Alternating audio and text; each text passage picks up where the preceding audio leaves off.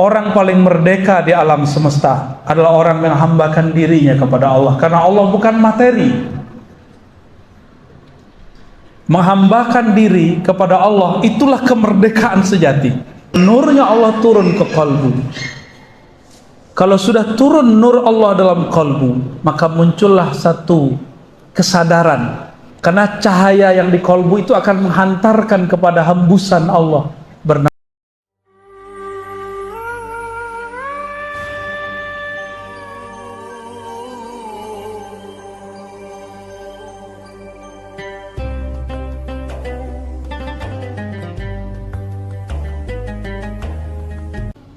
Baik Bapak Ibu yang bukan Allah, saudara-saudara, ini pertanyaannya langsung kayak orang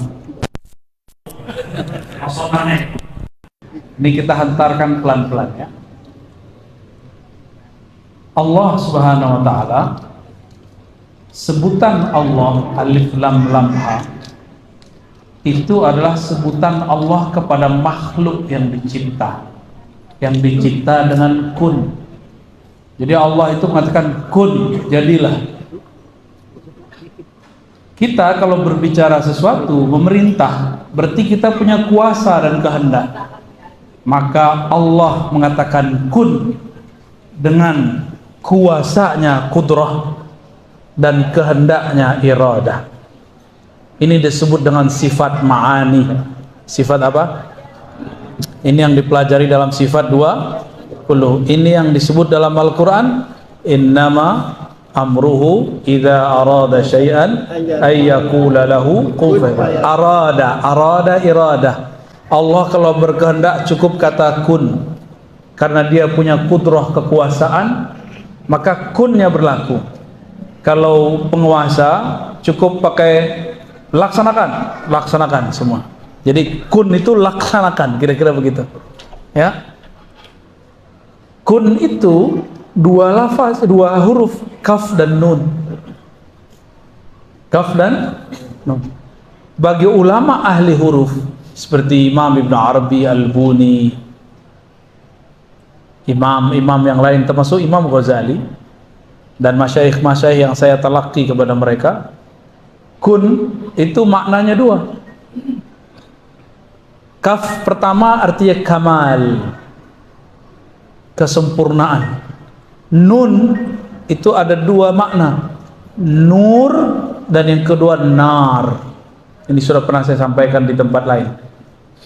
Kesempurnaan nurnya Allah, nur Muhammad sallallahu alaihi wasallam. Yang kedua kesempurnaan narnya Allah. Nar itu disebut izzahnya Allah subhanahu wa ta'ala. Boleh juga disebut bayang-bayang dari nur Muhammad. Inilah yang sampai kepada wali-wali palsu. Dia merasa sudah wusul, sudah sampai jadi wali, padahal dia bukan wali Allah, dia wali syaitan. Kenapa? Yang dia alami bukan dari dasar nurnya Allah subhanahu wa ta'ala. Kalau nurnya Allah turun ke kalbu, kalau sudah turun nur Allah dalam kalbu, maka muncullah satu kesadaran, karena cahaya yang di kalbu itu akan menghantarkan kepada hembusan Allah bernama ruh. Jadi di kalbu pakai kun, tapi masuk lagi, dia tambah terang, maka dia tambah melihat asal usulnya dari mana, bahwa jiwa manusia bukan pada kalbu, tapi dia berasal dari energi yang ada pada ruh. Ruh itu dari lafaz ra, waw, ha. Ruh satu akar kata dengan rauh. La taqnatu min rauhillah. Jangan engkau putus asa dari rauh. Rauh itu kelapangan daripada rahmat Allah. Maka ruh itu artinya hembusan kasih sayang. Jadi apa yang Allah lafazkan ketika menghembuskan itu, makna hembusannya kasih sayangnya. Lafaznya bisa berupa ruh, bisa berupa sin. Makanya ada yasin. Sin itu bunyi nafasnya. oleh Ibnu Katsir, ini disebut sebagai nama Rasul. Ya insan, insan kan nama Rasul di Quran. Ya, Yasin, kata Ibnu Katsir, Yasin bermakna ya insan. Insan di situ Nabi Muhammad sallallahu alaihi wasallam. Saya sampaikan itu kepada orang, nggak paham-paham dia. Nggak ada tuh nama Muhammad di sini. Lah insan itu nama Nabi Muhammad sallallahu alaihi wasallam.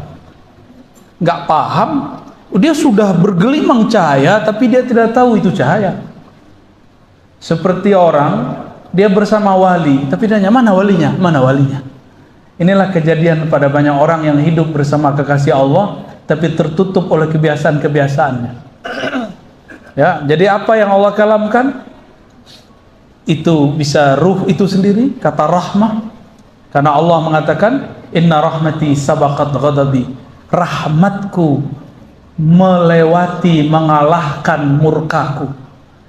Maka takdir itu ada dua, Pak. Ada takdir kun di Lauh Mahfuz, ada takdir rahmah. Itu ayatnya. In rahmatnya Allah ghalabat ghadabi. Hadis qudsi juga ada begitu. Mengalahkan murkaku.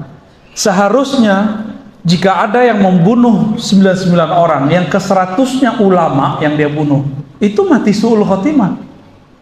Tapi karena dia sedang mencari rahmat Allah, maka Allah selamatkan dia. Belum sempat tobat, dia wafat. Belum sempat tobat yang sempurna, baru an-nadam. Apa arti nadam? Nyesal. Baru menyesal. Apa kata tuan guru terakhir? Berapa orang yang kau bunuh? 100. Terakhirnya ulama. 100 terakhirnya ulama. Tapi ternyata pintu Allah masih terbuka. Maka ajaran Islam tidak menuntut kita suci. Ajaran Islam menuntut kita mengakui kalau diri kita kotor. Mau dibuang kemana, Pak, kekotoran yang ada dalam diri? Ya, jangan terlalu berlebihan beragama. Halakal mutanatti'un, celaka orang-orang yang terlalu berlebihan dalam beragama. Ya, kita nggak diminta suci lahir batin, nggak mungkin, nggak mungkin. Nabi Adam aja masih silap, masih salah, tapi tidak dosa. Keliru belum tentu dosa. Nah, ini bedakan ya. Ada dua perbedaan keliru dengan dosa. Para nabi itu pernah keliru tapi tidak pernah berdosa. Berdosa itu membangkang kepada Allah. Mungkinkah nabi membangkang kepada Allah? Tidak mungkin. Wali mungkin, tapi zahirnya bangkang, batinnya tidak. Ya, itu Pak ya. Jadi yang dikeluarkan adalah lafaz rahmah. Ya, itulah jadi Ahmad Ruhullah. Allahumma sholli ala sayyidina Muhammad. Suara jelas? Setelah ini Suara oke. Satu di atas yang perwakilan hakim Bapak Satria. Ya, sekarang Pak, minta tolongnya Bangis di atas, ibu-ibu silakan Bangis ya. Ibu-ibu satu orang penanya di atas. Singkat pada Pak ya. Assalamualaikum warahmatullahi wabarakatuh. Syukran. Mungkin Bu ya, Buya pernah menyampaikan bahwa Allah menurunkan Rasul dan Nabi itu 313. Yang maksud adalah 25 yang Al-Quran. Benar saya kira 313 Rasul saja. 124.000 para nabi. Ya. Yang maksud ada 25. Yang saya ingin mengetahui bahwa ada jabatan al-Ghos, yaitu pimpinan para wali ataupun suatu objek yang Nabi sampaikan ada 25 al-Ghos dari zamannya Hasan bin Hussein hingga sekarang, bahkan untuk akhir zaman ini hingga yang 25. Berapa besar perintah Allah untuk kita menemukan seorang wali itu dan berapa efek sampingnya kalau kita tidak menemukan. Terima kasih Bu ya. Baik. Bagus Pak. Kalau Rasulullah masih hidup, kita diperintahkan bertemu Rasulullah. Tuba liman ra'ani, beruntung yang melihat aku. Kalau tidak bertemu Rasul, ketemu orang yang bertemu Rasul. Tuba liman ra'a man ra'ani, beruntung orang yang melihat orang yang melihatku. Nggak bertemu juga murid Rasul Sallallahu Alaihi Wasallam, maka carilah orang yang berguru kepada murid sampai sekarang. Perintah itu Pak, karena ada tuba itu satu pohon keberkahan, ridwanullah di surga. Siapa yang memandang wali, ulama, pewaris Nabi, bukan pewaris iblis, ya. Ada ulama pewaris iblis, nauzubillah min.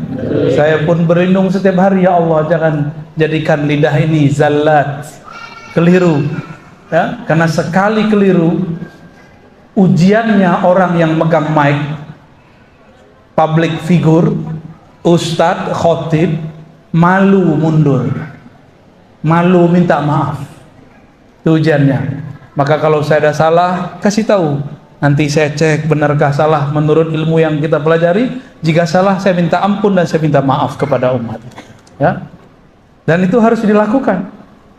Nggak boleh sok-sokan udah tahu salah masih aja ngeles, ya. Seperti kejadian pada cocok logi akhir zaman, ya. Nggak ada dia minta maaf. Udah bikin rusuh umat karena hadis dukhon, nggak ada mereka minta maaf. Malah bikin rusuh baru. Mari beli pangan. Akhirnya orang pada beli beras di mana-mana, habis beras. Terus saya minta maaf, minta ampun kepada ya Allah jika salah pemahaman ini, bimbing aku. Kepada umat, mohon maaf kami salah memahami teks. Bahaya, ya. Saya tidak mau kita termasuk kepada orang-orang yang berfatwa bukan dengan ilmu. Jangan, ya. Seberapa kuat? Oh, perintahnya kuat Pak, ya. Di alam Al-Quran dikatakan, ya ayyatuhan nafsul mutmainnah irji'i ila rabbiki radiyatan mardiyah fadkhuli fi ibadi. Itu dulu. Kalau mau masuk surga, pintunya satu, harus bersama orang yang sekapal masuk surga. Fadkhuli fi ibadi, maka masuklah ke dalam golongan yang menghambakan dirinya kepadaku. Orang paling merdeka di alam semesta adalah orang yang menghambakan dirinya kepada Allah, karena Allah bukan materi. Menghambakan diri kepada Allah, itulah kemerdekaan sejati. Bebas orang itu. Tapi kalau kita ini hidup mencari fulus itu materi, capek. Ta'iba abdud dinar. Allah itu, setiap orang mengenal Allah, mencintai Allah, maka setiap itu juga ada bebas, hur, ahrar, hamba yang bebas, ya. Jadi perintahnya kuat Pak, perintahnya kuat, nggak boleh sendiri-sendiri. Ini larangan mafhum mukhalafahnya, pemahaman di balik ayat ini. Jangan sendiri-sendiri, jangan berpecah belah, jangan berpisah dari majelis para aulia, para ulama-ulama yang bersanad kepada Rasulullah Sallallahu Alaihi Wasallam. Maka ciri-ciri musuh akhir zaman, mereka yang suka memecah belah. Ada majelis, dia buat majelis baru lagi. Kecuali majelis yang dia buat ini untuk menyokong majelis yang besar, baru boleh, ya. Gak boleh dia buat majelis dalam majelis, kecuali gurunya mengatakan mau majelis nih, kuatkan. Hanya kelompok khawarij yang mencoba memecah belah, ya. Kita tidak mau seperti itu. Jika ini terjadi di tarekat, di pergerakan, maka pastikan itu orang yang memecah belah, di dalamnya ada nar, bukan nur, ya. Hati-hati. Baik, gitu Pak, ya. Ini baru satu ayat, kita pakai ayatnya banyak lagi, ya. Wallahu a'lam bishawab. Silakan ibu-ibu. Ya, satu, bangkis di atas, ya. Baiknya.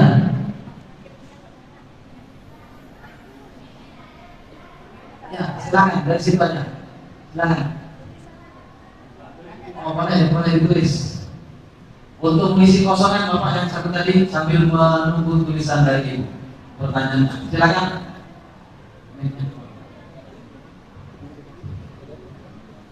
Assalamualaikum warahmatullahi wabarakatuh. Izin Bu ya, ini pengalaman saya tarekat dari kelas 5 SD.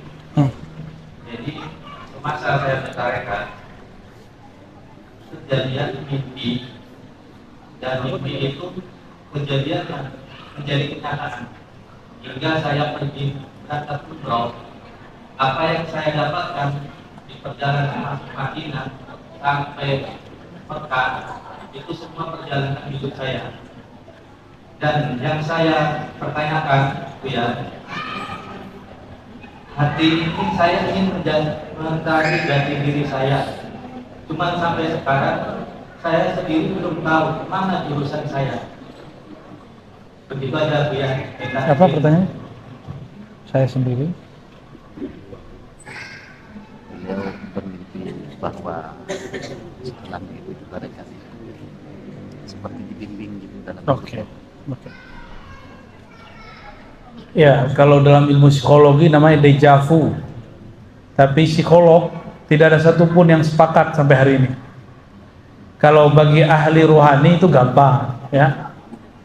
Kita kalau misalnya nih Bapak ngomong, kamu nanti bakal begini. Terjadi. Saya mau tanya, orang itu terjadi sesuai dengan yang kita kalamkan karena kita yang ngomong atau karena takdir Allah? Terus kenapa merasa keren? Tuh apa kata gua? Itu kan kejadian kan gitu. Ya. Orang itu mengalami yang kita kalamkan bukan karena kalam kita, tapi karena takdir Allah. Saya mau tanya lagi. Orang yang mengabarkan masa depan atau orang yang melihat masa depan, itu yang memperlihatkan, yang menggerakkan dia bicara siapa? Allah. Jadi ini disebut khatir rabbani. Khatir rabbani itu lintasan yang masuk ke dalam kolbu, berasal dari Allah atau malaikat. Bisa jadi masa lalu, masa sekarang, atau masa depan. Jika itu terbersit di kolbu, itu bukan kita yang membersihkan, itu Allah lintaskan di kolbu. Maka tidak boleh merasa hebat, karena bukan kita yang melintaskannya, Allah lah yang mengirimkannya ke dalam kolbu. Jadi itu biasa Pak ya. Kami orang yang belajar zikir biasa ngalamin itu ya. Jangan merasa aneh, biasa aja. Jangan merasa kemudian saya ini kok begini gitu ya. Biasa aja. Amalkan zikir tarekat yang sudah dipelajari dari guru-guru, lalu tambahkan kajian ma'rifatullah. Jangan hanya berhenti di wiridan, harus belajar kajian ma'rifatullah. Insya Allah akan lebih upgrade. Torikot sekarang kebanyakan berhenti di wirid, riyadhah, puasa. Yang naik cuma Islam dan iman, ihsannya nggak pernah naik. Ihsan itu anta'budallah ka'annaka tarah. Engkau ibadah seakan memandangnya, dan itu hanya bisa dengan ma'rifatullah, mengenal Allah. Ya, wallahu a'lam bis-shawab. Satu lagi pertanyaan dari ibu-ibu ya. Ya, nanti habis ini. Seorang suami di zaman Rasul melarang istrinya, dan itu kalau istrinya patuh masuk surga. Tapi pertanyaannya dari ibu ini bahwa bagaimana hukumnya ketika suami-suami masa sekarang melarang istrinya ikut majelis taklim? Suami yang mana tuh? Sini berdiri, suaminya yang mana? Hah? Kalau ente orang alim nggak apa-apa ya. Kalau ente orang kiai, ustadz, larang bini boleh. Bisa didik lama di rumah.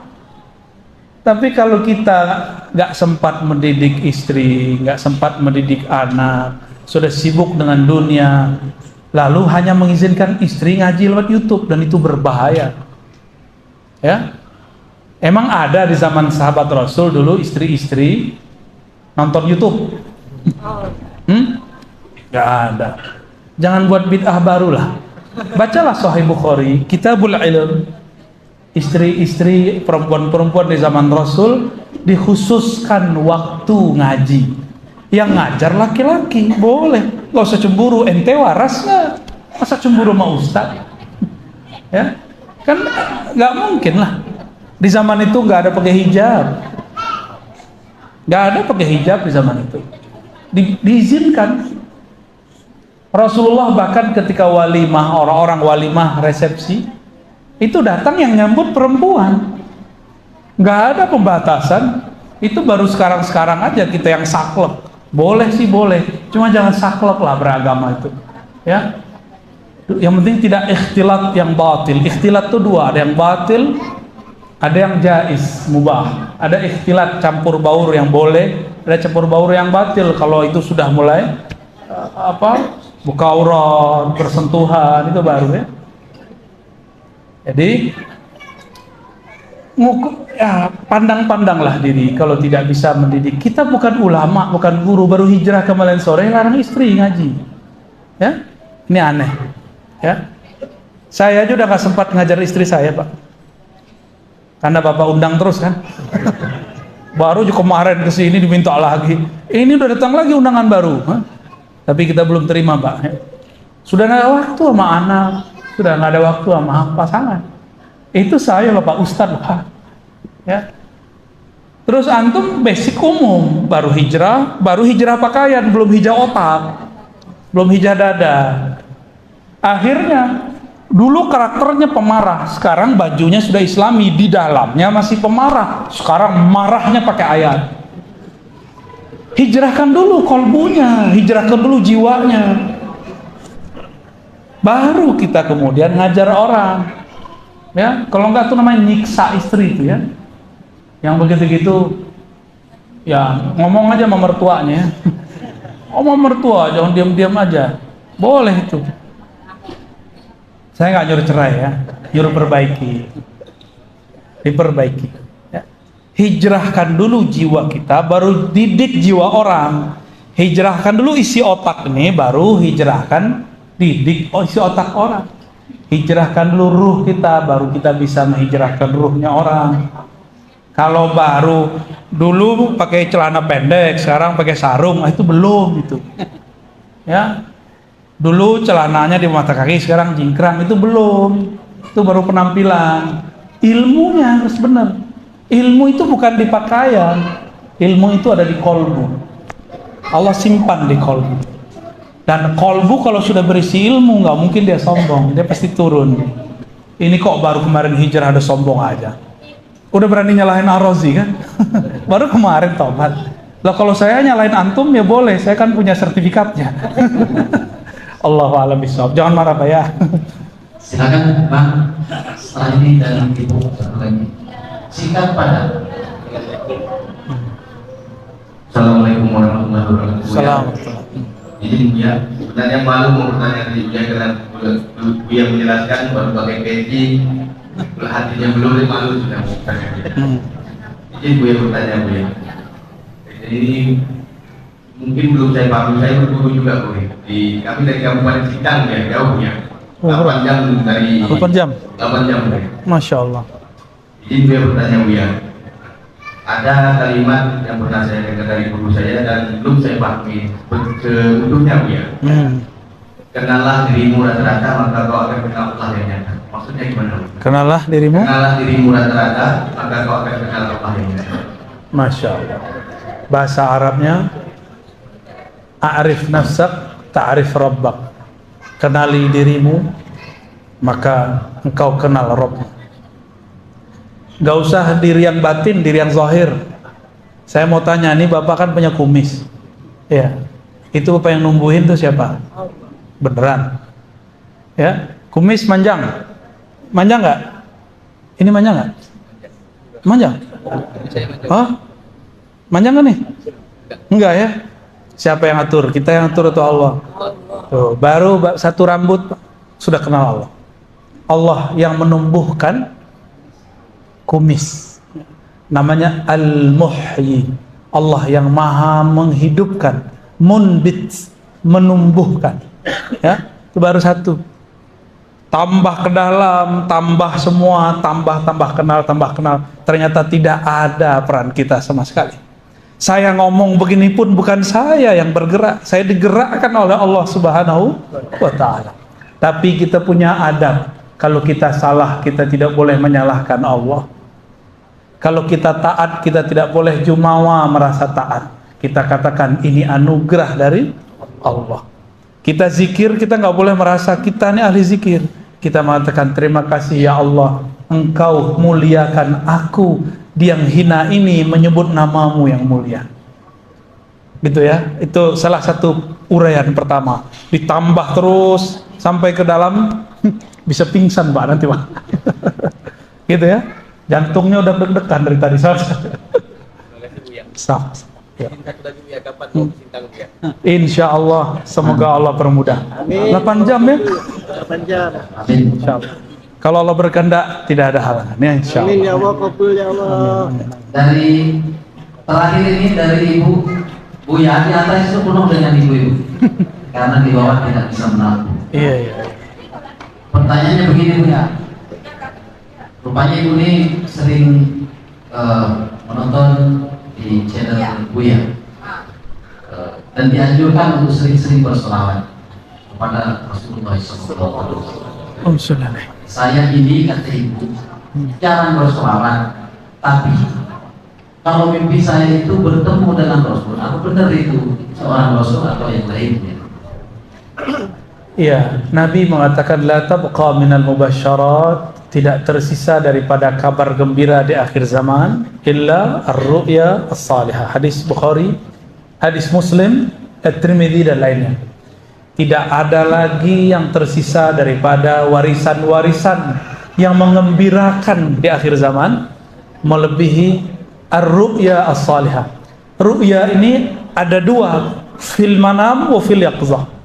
Dalam keadaan tidur disebut mimpi, dalam keadaan jaga disebut mukasyafah. Ya. Dalam keadaan tidur disebut mimpi, dalam keadaan jaga disebut mukasyafah. Mukasyafah itu thariqahnya mesti thariqah ruhani. Tidak boleh thariqah selain rohani. Karena kalau selain thariqah rohani, pasti yang bermain jin atau syaitan. Oleh karena itu kita ketat dalam masalah pengalaman rohani. Kita tidak sembarangan terima pengalaman rohani. Bisa jadi itu dari syaitan. Kita tegas-tegas di situ. Meragukan, buang, tidak dianggap. Tapi mimpi ketemu Rasulullah, Nabi SAW mengatakan, fa inna syaitan la yatamassalu bi. Syaitan tidak sanggup menyerupaiku. Syaitan coba-coba menyerupai Nabi, kebakar dia langsung, hancur dan dia tidak ada bekasnya di alam semesta. Ya, mereka mau naik ke langit ditembak oleh meteor. Menyerupai Nabi dibakar langsung oleh Allah Subhanahu wa Ta'ala. Nggak ada yang berani. Kalau ngaku jadi Tuhan bisa. Ini anehnya. Jadi syaitan itu bisa ngaku jadi Allah, tapi kalau ngaku jadi Muhammad tak bisa. Maka kalau ada orang ngaku ketemu Allah belum tentu benar kalau tidak lewat baginda Rasul sallallahu alaihi wasallam. Tapi dia bertemu Rasulullah dulu baru bertemu Allah, itu hak. Ya. Namanya musyahadah. Memandang kepada Allah. Semoga Allah memberikan kita 3 ini, musyahadah, muraqabah, ar-ru'ya as-salihah. Amin ya rabbal alamin. Sudah.